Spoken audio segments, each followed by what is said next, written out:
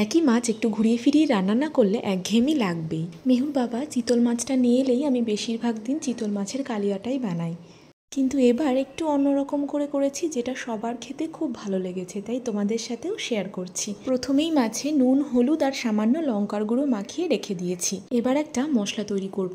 Mixing জারে 1 ইঞ্চি আদা, 10-12 কোয়া রসুন, 1 চামচ গোটা ধনে, 1 চামচ গোটা গোলমরিচ, 1 চামচ জিরে, বেশ কিছুটা ধনেপাতা আর স্বাদ মতন কাঁচা লঙ্কা দিয়ে একটা মিহি পেস্ট তৈরি করে নিয়েছি।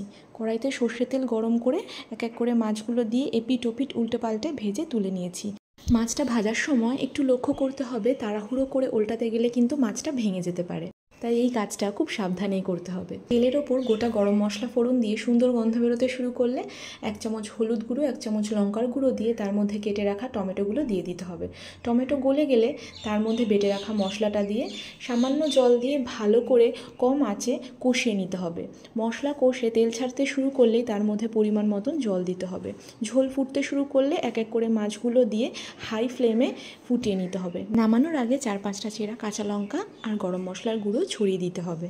গরম ভাতে সার্ভ করুন, সবাই খেয়ে আপনার প্রশংসা করবেই করবে।